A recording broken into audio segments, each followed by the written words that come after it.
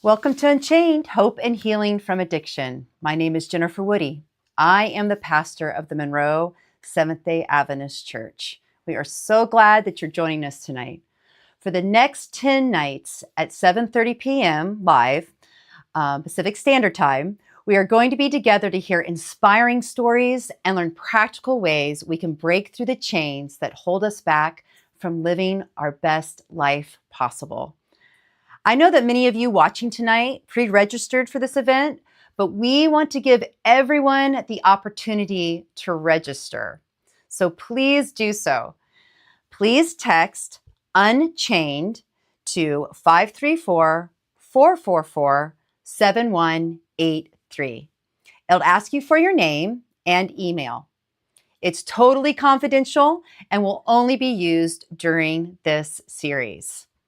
Once you've registered, you will receive a text each day reminding you of that evening's presentation. With that daily reminder, you will also receive a link to that evening's presentation. So please click on that link and then you'll be entered into our nightly giveaway.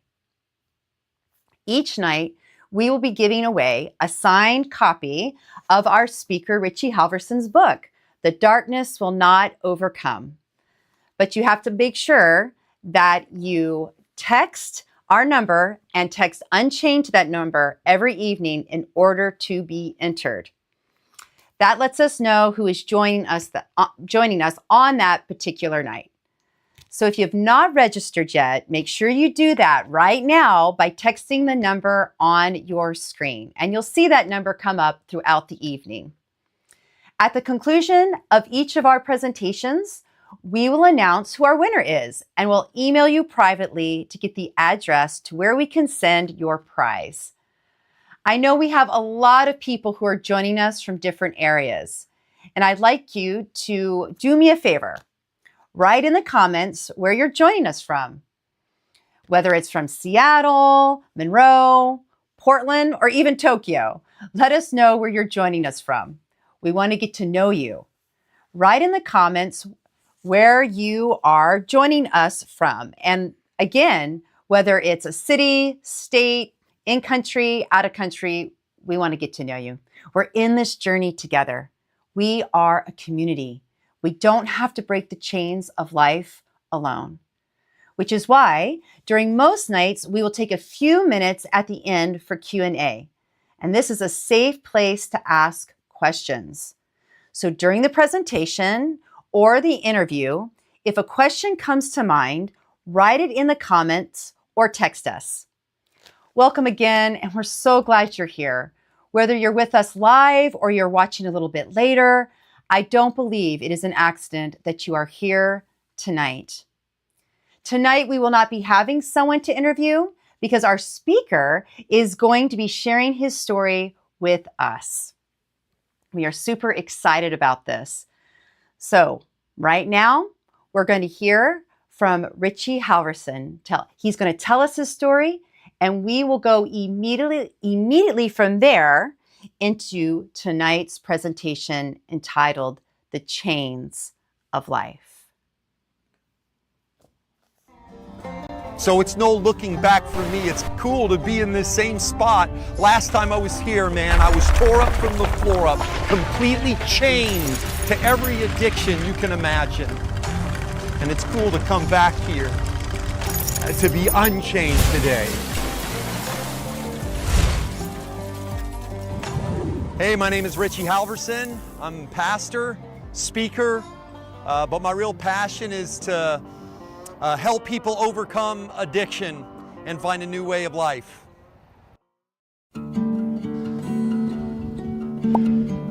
It's kind of crazy, but the last time that I was here in this spot, I was jobless. I had just been kicked out of the halfway house where I was living because I had stolen from the halfway house manager because I was in active addiction using. My wife couldn't let me home. She wanted to let me home, but she couldn't let me home because she couldn't trust me there either. No one was safe. You know, that's the problem with addiction, is it infects and affects everybody in the family. It hurts everybody. It affects everybody's peace of mind and their ability to to enjoy life. And so I was literally at my bitter end, that bottom you hear them talk about in addiction. I was there. I was living out of my car just down at the bottom of this hill. And I remember the night before I went to treatment for the last time, I came up here. And I remember it was nighttime. It was just absolutely clear, crystal. I could see Nashville just clearly from here. I had come here so many times in my active addiction. I basically came to this threshold where I made the decision, okay, either I'm gonna die or I'm gonna give this thing one more try. Images of my children kept going through my head, images of my wife and my family, images of the person that I used to be. And that's the problem with addiction. We become someone else. I wasn't the same person that I was before. It completely changed me inside and out.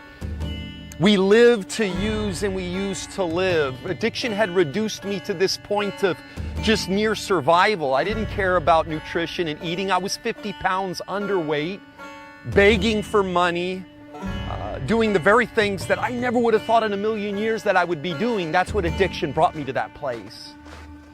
And so on that night, I was here.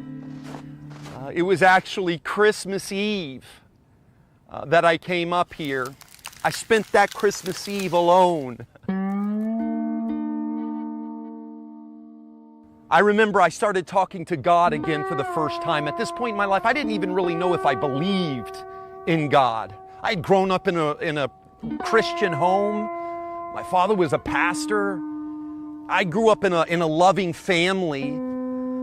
Addicts don't just come from broken homes or bad areas or bad neighborhoods. Addiction comes from everywhere. It affects everybody.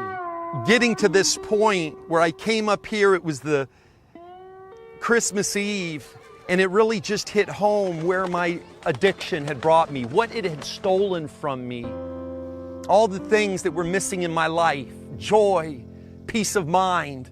That's what's crazy is I went to the drugs for joy and peace of mind, but that's the irony of addiction. It steals the things that you went to it for in the beginning. And now I didn't have any freedom. I didn't have any joy. I didn't have any peace. I was completely broken.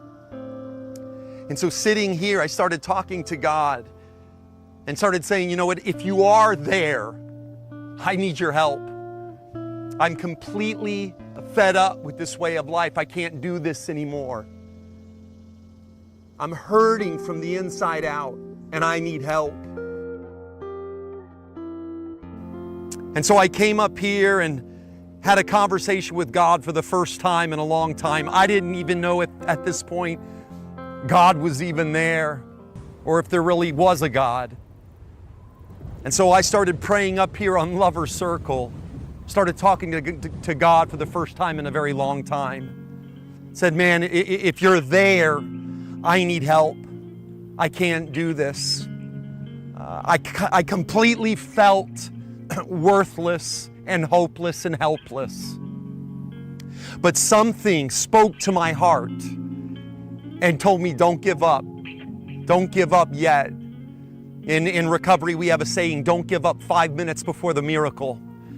And so I was at this point and I heard that don't give up, and I made the decision that evening right here in this spot looking over the city to go to treatment one last time. And that's what I did. The very next morning I got, my parents sent me tickets. I got on a plane and I went to treatment. I grew up in a pretty religious home and had a pretty good family upbringing, and parents who loved me, and two sisters that were never getting into trouble, and then I came along, and in high school I started getting in with kind of the wrong group of people that were kind of going in the wrong direction, and my story is pretty much that generic story. In the beginning, using was fun, it was the party. But then it got bad, and it got to where I was using every day, all the time. Opioids just almost devastated my life, and I couldn't go to enough doctors. to get the amount of prescriptions and drugs that I needed. And so I started calling in my own prescriptions, impersonating a doctor and calling them in. And I got away with it for a long time, but you may get away with it for a while, but eventually you're gonna get caught. And eventually I did. I would impersonate the doctor and call in those prescriptions. And one time I was at a pharmacy not far from here and had called in a prescription, and I'm walking in the store to get it, go to the pharmacy, they're on to me.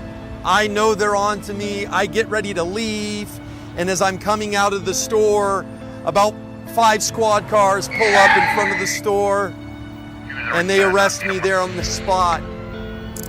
Now you would have thought that was enough to kind of wake me up from this, but the reality is it takes more than that.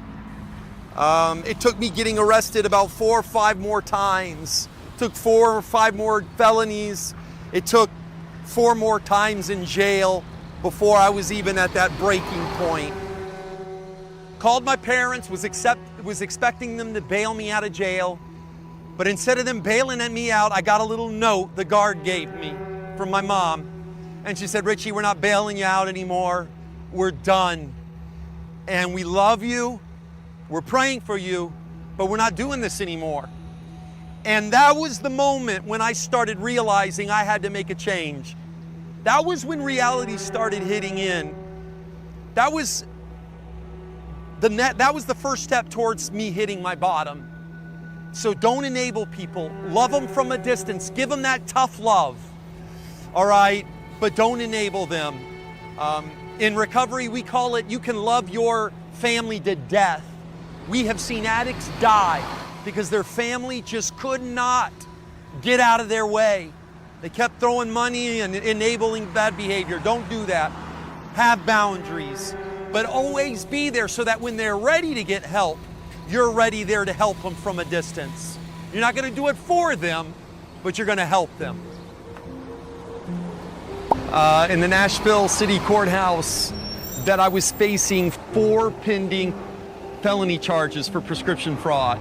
I had 30 days clean, just got done with treatment, had my first court hearing clean, and showed up. I had missed my court while I was in treatment, so there was a warrant for my arrest for failure to appear. They immediately arrested me, took me into custody, and I thought I was going to be going away for a very long time. But by this time in my life, I had surrendered to a power greater than myself, and I was willing and ready to deal with the wreckage of my past, and I was ready for healing. I was ready for restitution. I was ready to deal with the things that I had done and face up to it. It felt so much better going into court clean than using. And so when I went before the judge, they had me drug test. I was clean.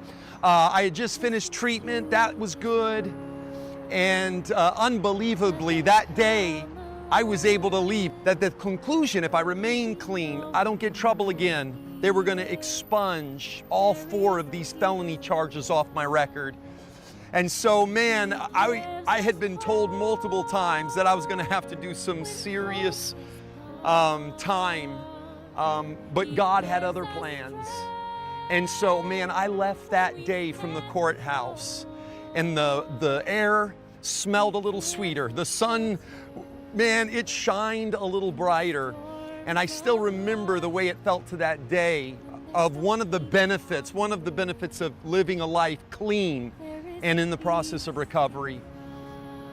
And so I did exactly that, man. I did everything that they told me to do. If they had told me to stand on my head, I would have stand on my head, because I was sick and tired of being sick and tired.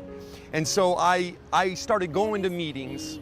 I started working the steps. I got a sponsor. I got someone who knew how to live clean. I didn't know how to live clean. I knew how to get high. I knew how to con and manipulate and steal, but I didn't know how to live successfully clean. And so I got a sponsor who did. and I started listening to him. They told me to take the cotton out of my ears and shove it in my mouth, to do more listening than talking. And that's what I started doing. And day by day, each day, I started living a cleaner, freer, happier life. My marriage was holding on by a thread. But my wife, she let me come back home. We reconciled our relationship. It took time. Trust that was damaged over years doesn't heal overnight. So it took time for me to heal that relationship. And you know what? Sometimes a lot of people in recovery, their marriage doesn't heal. Unfortunately, lots of times the relationship doesn't last. I was fortunate that my relationship did. Now my wife and I, we've been married for 22 years.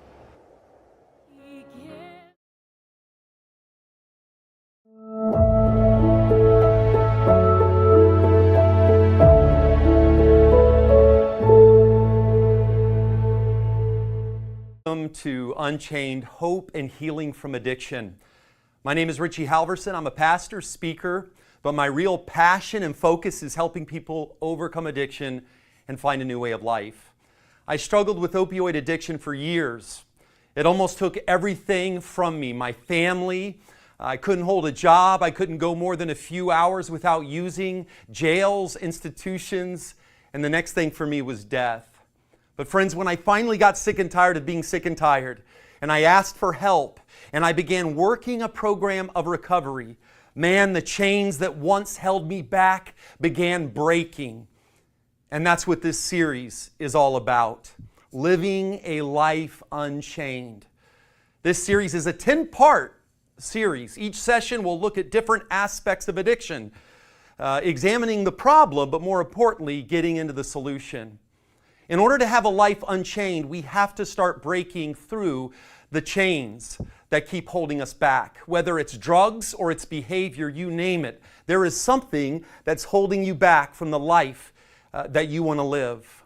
Every session we will have an interview, a different person who has struggled with a different addiction. But again, what we used is not near as important as why we were using them. I want to encourage, this series is for everyone and anyone who wants to live a fuller and freer life. The key is, guys, we're in this together. We are not alone. Everyone struggles. Everyone has problems. And maybe you don't identify as an addict. That's okay. But maybe you've been hurt. You have a child that's an addict. You have a spouse that's an addict. I guarantee everybody watching right now has been hurt by addiction in one way or another. Maybe it's not a habit, but it's a hang-up, or it's a hurt that you experienced in your life. This series is for everyone, regardless of religious background or your belief system or your worldview. Now, I am a Christian pastor, and we are going to be looking at a lot of stories from the Bible and a lot of Scripture. But regardless of your belief, all of these truths and these principles are going to be universally applicable. You're welcome. Even if you're not where maybe I am or someone else is in your belief, find the things that you identify with. And I promise you'll experience more freedom from the things that are holding you back in life. In John 8:36, it says, "If the Son sets you free, you are truly free." And it wasn't until Jesus set me free that I was really free. In John 10:10, it says, "I came that they may have life and have it abundantly." That's what Jesus wants for you right now. In Luke 4:18, we read, "Jesus was sent to proclaim liberty to the captives, to recover the sight to the blind, to set at liberty those who are oppressed." Wherever Christ went, people were set free. In Mark, the 5th chapter, Jesus gets out of a boat and he is met by someone who is possessed. This series, Unchained, is for people who are possessed by life.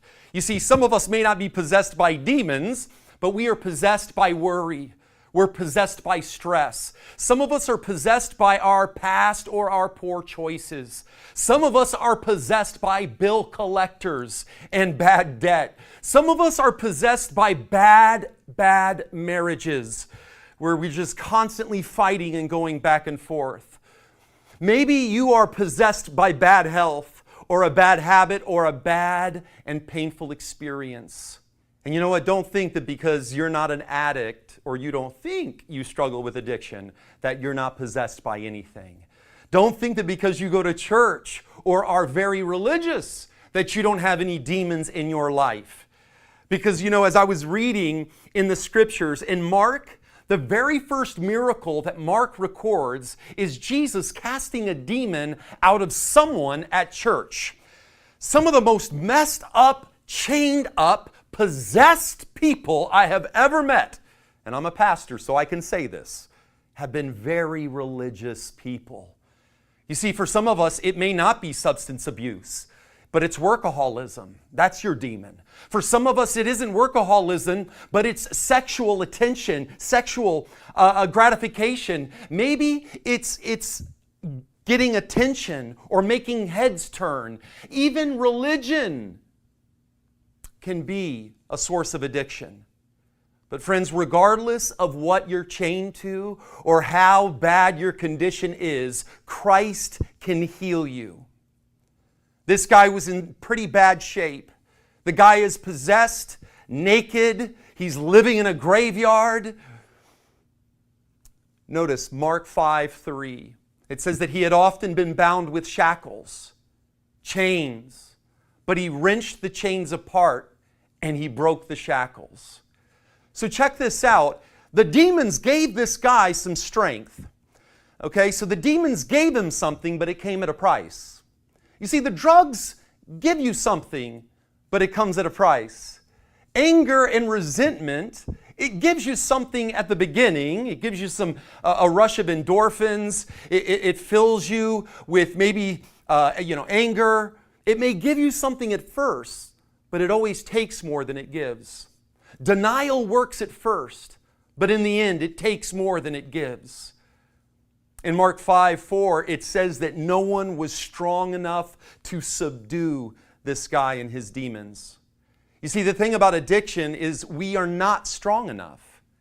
He wasn't strong enough to resist the demons. We're not strong enough to stop ours. I wasn't strong enough to stop using. My family wasn't strong enough to get me to stop using. You're not strong enough. Some of us aren't strong enough to stop spending, right? You're not strong enough to stop gambling. No one is strong enough to subdue our demons.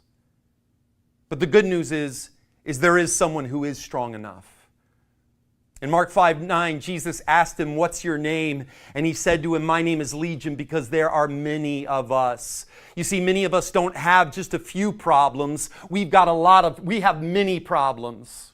Most of us have not just a few regrets, we have many regrets. We have many credit card bills. We have many problems. We have many mistakes. We have many sins. But Romans 5:20 says that where sin increases, grace increases more. Hell is no match for the power that is accessible to you today. I find it interesting that this guy who is possessed, the Bible never records his name. And because the Bible never records the guy's name, we just call him demoniac. Think about it. We know him by his demons. And we tend to do that to other people, don't we? We know someone as, oh, she's the drug addict, right? She's a liar, right? He's an adulterer. He's got a terrible temper. But notice how Jesus is different. Jesus looks past the demons all the way to the person. Jesus sees beyond our past all the way to our potential. You know, the demoniac wasn't always like this. We know this because in Mark 5:19, Jesus says, "Go home to your people." So apparently he had a home. He had people in his life. And so the question, and as I'm reading this, I thought, well, how did he end up like this? Maybe you're wondering, how in the world did I ever end up in this place? Maybe some couples are thinking, how did our marriage end up in this place? How did my son and my daughter end up in this place? You see, no child says, you know what, when I grow up, I want to be a drug addict. No one says, you know what, when I grow up, I want to declare bankruptcy. It happens little by little, slowly over time.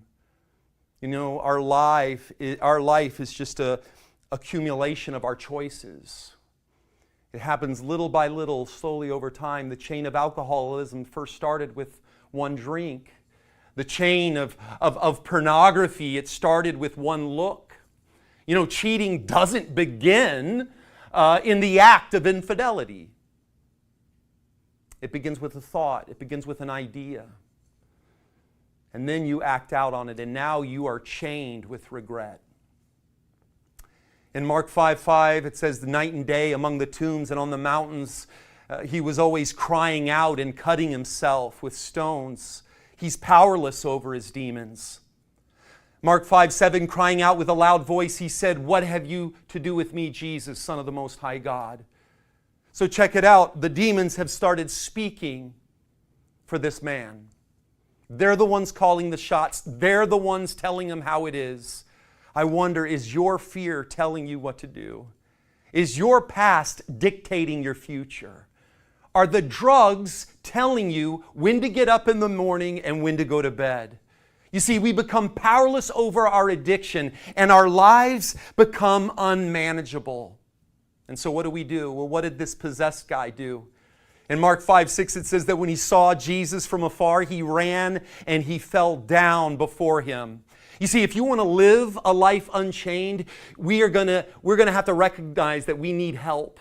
We need someone stronger in us than just us to step in and help us with our demons.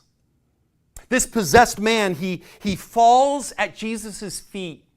The Greek word for fell means to lay prostrate. It's a word that's associated with prayer and worship. Now, a lot of people in the world don't like to admit, but everyone worships something, all right? Regardless of whether you believe in God or you go to church or you do anything, regardless, everybody worships something. You know, what's your go-to? What gets your blood pumping? What gets you up and going in the morning? Maybe it's not a drug, but it's your career. Maybe it's your academic achievement. Maybe it's in your popularity. Everybody worships something. And that's really the essence of what addiction is. Addiction is the result of looking for purpose and fulfillment and identity in something that cannot give it. Addiction is an identity crisis because there's only one person that can really fill your life and give it the fullest meaning that you would like to experience in life. In recovery, there's a saying that with drugs, one was too many and 1,000 was never enough. And you can really insert that with any addiction or problem. Because I've noticed that no matter how much money you make, it's never enough.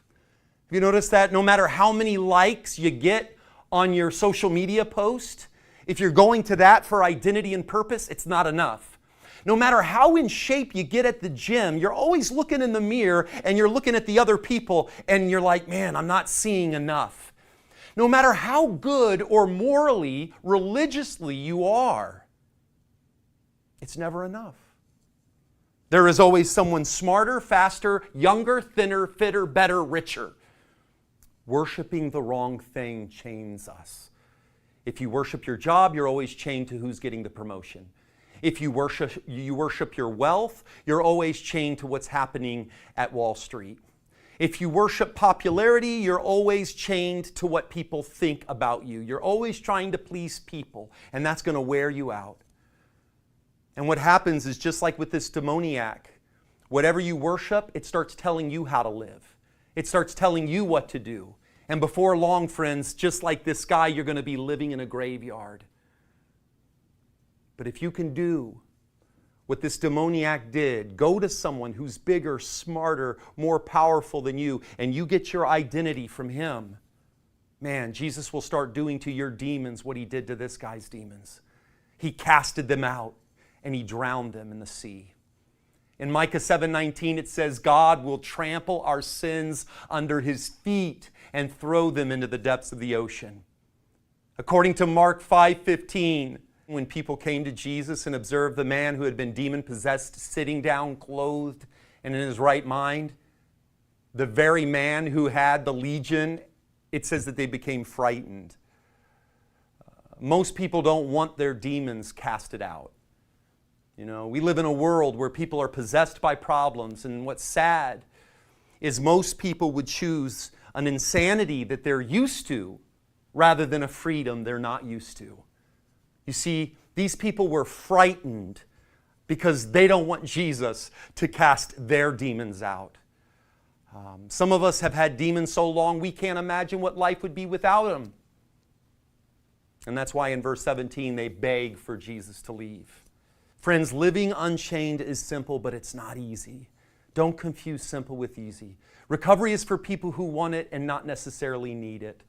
You can't allow what people think to stop you doing what it is that you need to be doing.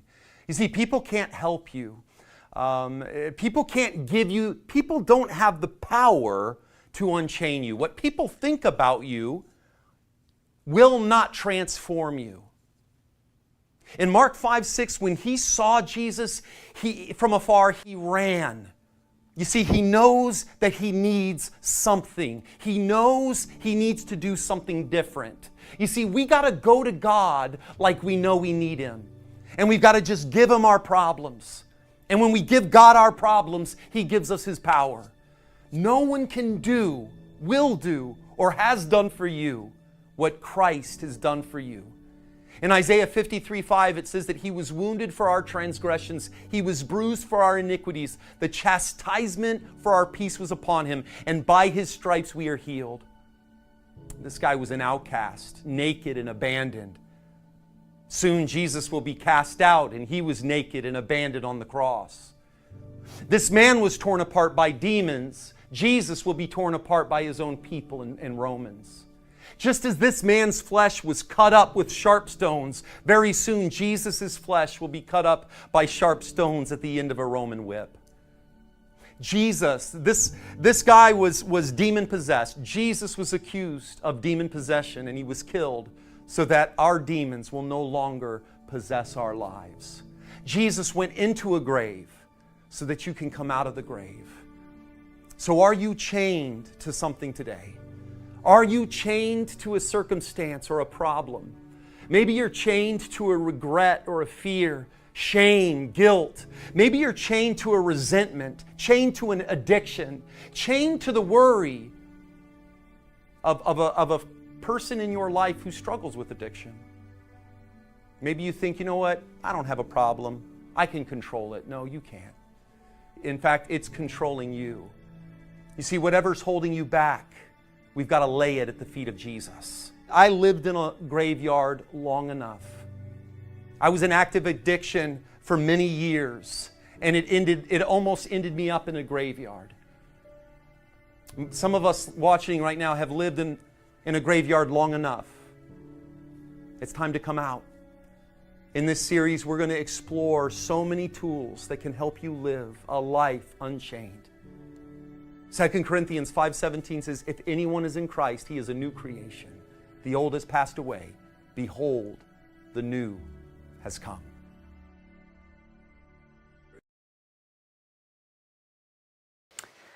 Thank you, Richie. You know, this story is actually quite personal for me because Richie is my younger brother. And so as we go along this journey together, it's exciting for me to hear him retell his story. And I pray that you listening tonight will receive hope for maybe a situation that you're going through, or that if one of your family members are going through, friends are going through. You know, it's so true what Richie said. We all worship something, and we always want more. It can never be enough. And so maybe your struggle has not been what Richie's struggle was, but maybe it's something else. Maybe it's another addiction.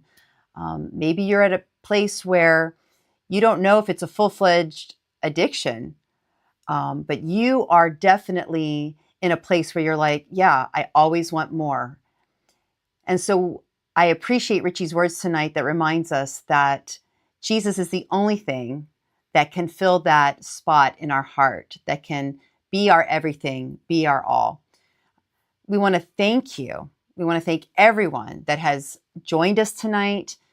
And we appreciate all our viewers tonight. We've seen that many have tuned in. Again, we want to encourage you to just text Unchained to that number that we've been showing on the screen.